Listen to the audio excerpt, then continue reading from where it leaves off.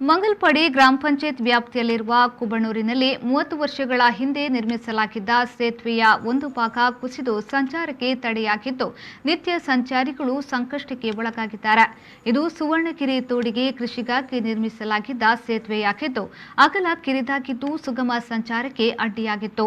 ಇದರ ಮೇಲೆ ಕೆಂಪು ಕಲ್ಲು ಹಾಗೂ ಜಲ್ಲಿಕಲ್ಲು ಮಾಫಿಯಾಗಳು ಲಾರಿಗಳಲ್ಲಿ ಅಧಿಕ ಭಾರಗಳನ್ನು ಹೇರಿ ಸಾಗಾಟ ನಡೆಸುತ್ತಿದ್ದು ಸೇತುವೆ ಕುಸಿಯಲು ಕಾರಣವೆಂಬುದಾಗಿ ಸ್ಥಳೀಯರು ಆರೋಪಿಸಿದ್ದಾರೆ.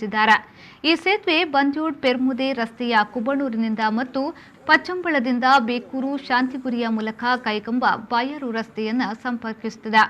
ಶಾಸಕರು ಹಾಗೂ ಗ್ರಾಮ ಪಂಚಾಯತ್ ಚುನಾಯಿತರು ಕುಸಿದ ಸೇತುವೆಯನ್ನು ಪರಿಶೀಲಿಸಿ ಭರವಸೆಯನ್ನ ನೀಡಿ ಫೋಟೋ ಕ್ಲಿಕ್ಕಿಸಿ ಹೋದವರು ಮತ್ತೆ ತಿರುಗಿ ನೋಡಲಿಲ್ಲವೆಂಬುದಾಗಿ ಸ್ಥಳೀಯರು ಆರೋಪಿಸಿದ್ದಾರೆ.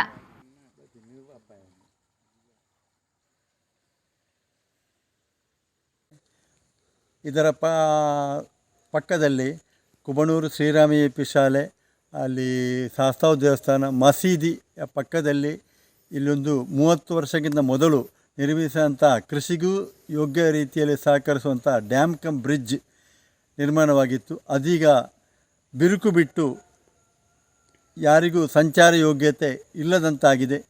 ಈ ಬ್ರಿಡ್ಜಿನಿಂದಾಗಿ ಪ್ರೀ ಪ್ರೈಮರಿಯಿಂದ 7ನೇ ಕ್ಲಾಸ್ವರೆಗೆ ಈ UP ಶಾಲೆಗೂ ಅದೇ ರೀತಿ ಉನ್ನತ ವಿದ್ಯಾಭ್ಯಾಸ ಬೇಕಾಗಿ ಬೇಕೂರು ಶಾಲೆಗೂ ಅದೇ ರೀತಿ ಗೋವಿಂದ ಪೈ ಸ್ಮಾರಕ ಕಾಲೇಜಿಗೂ ಈ ಸಂಕದಿಂದಲೇ ಜನರು ಸಂಚರಿಸ್ತಾ ಇದ್ದಾರೆ. ಅದಲ್ಲದೆ ನಿತ್ಯೋಪಯೋಗಿ ವಸ್ತುಗಳಿಗೂ ಮತ್ತು ಎಲ್ಲ ಅತ್ಯವಶ್ಯಕವಾದಂಥ ತಾಲೂಕು ಆಫೀಸ್ ಆಸ್ಪತ್ರೆಗಳಿಗೆ ಈ ಮಾರ್ಗವನ್ನೇ ಎಲ್ಲರೂ ಉಪಯೋಗ ಮಾಡ್ತಾಯಿದ್ದರು.